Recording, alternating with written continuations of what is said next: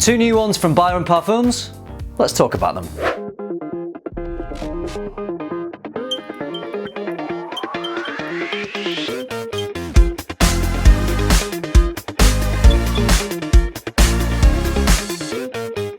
I'm going to start this video by letting you know that I did receive these bottles for free from Byron Parfums. So thank you, Byron, for sending these on to me. As always, my opinions will be completely honest. And I just think it's quite timely to expand on this whole free bottle thing because there seems to be a lot of talk about it at the moment, and I just want to briefly explain where I stand with it.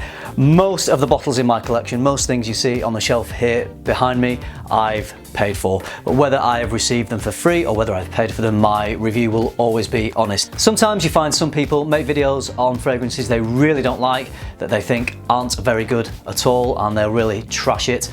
You're not going to find that on my channel. I'm never going to really trash a fragrance.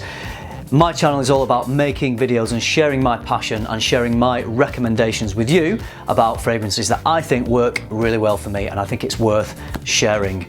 Sometimes I'll receive a fragrance and I have lots of bottles that I haven't made videos about because I don't think they work for me. Maybe I feel like I don't have much to say about it that's positive, so I will choose not to talk about it. Now, I don't diss channels that do negative reviews. I think there's absolutely a place for that. That's just not what I choose to do. That's not the decision I've made about my channel.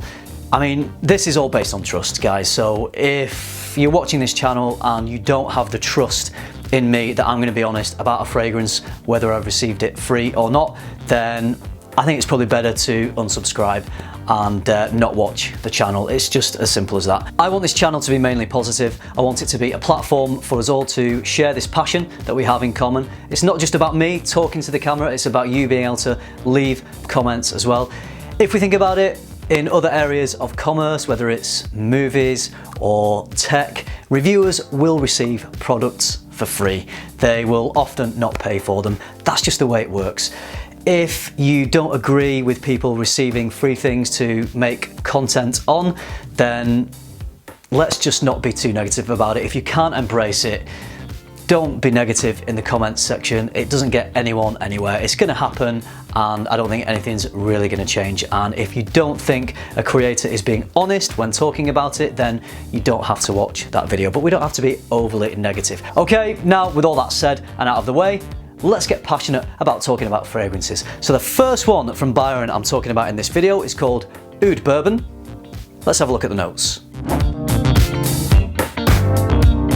We have violet, saffron, neroli, vanilla, jasmine, blackcurrant, oud, musk, and sandalwood. Okay, the first thing I'm going to say about this fragrance is the name is a little bit misleading. I don't really get boozy notes and I don't really get oud from this one. If I really think about it, if I go close, I can just about conjure the image of kind of resinous, aged oak barrels. But I think I'm forcing that a little bit, and I think it is maybe just to do with the association of the name. So it's not really a prominent part of this composition. So the oud and the bourbon is not really going to be the main selling point for this fragrance. What I mainly get from this is a really interesting floral bouquet. Now, I'm not talking about light, bright, sweet florals that you might find in an English country garden on a hot summer's day. This is more like florals you might find deep in a woodland, slightly dark, slightly damp. It certainly doesn't lean more towards the feminine in terms of its florals. I do get a bit of the vanilla in this, but it isn't an overly prominent note. What is the most prominent note in the whole of this composition to me is this blackcurrant accord.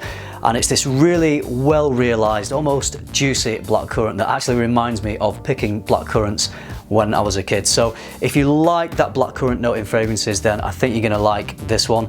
As mentioned, I don't really get any oud from this, and the sandalwood here isn't providing that creamy texture that sandalwood sometimes can do.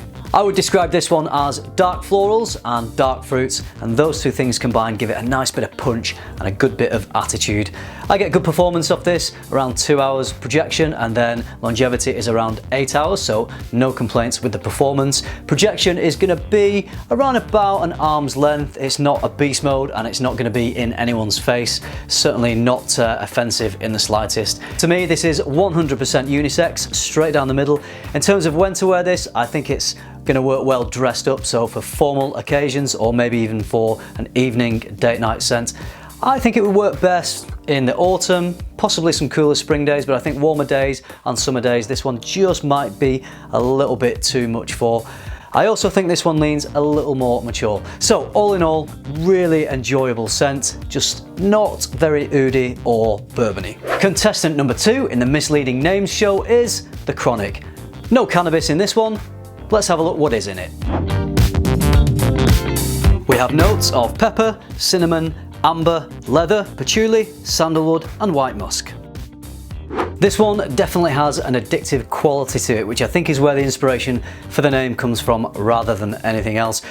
So the main thing I get when I spray this one is this bubblegum type sweetness, but it's never too much. There's also some spices in here, some warm spices which really lift it. So this combination of this bubblegum sweetness and these warm spices create this kind of intoxicating, addictive accord that I don't recall having smelled in any other fragrances. I don't really pick up on the leather or the patchouli. I get a little bit of the musk, but mainly this is a sweet, creamy sandalwood scent with a gorgeous bit of spice.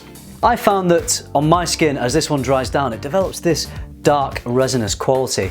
So in the opening, it's more of a bubblegum sweetness mixed with these spices, and then as it dries down, you've got that sweetness, but it's got that dark resinous woodiness to it as well.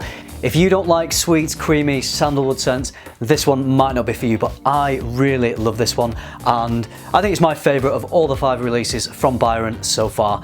It's beast performance. I get 3 to 4 hours of projection, and it's projecting easily 2 arms lengths, if not more. I think this one is going to fill a room, so go easy on the trigger. Longevity is great. I'm getting 10 hours plus, and if you do get this on clothes when you spray it, it's going to last days. It's super versatile, it's unisex. I think any age could wear this. Personally, I could wear this any time of year for any occasion, just pretty much all the time. If you want to grab these in the States, you can get them from Crystal Fragrances or Door Perfumes. If you're in the UK, you can use Byron's Etsy store.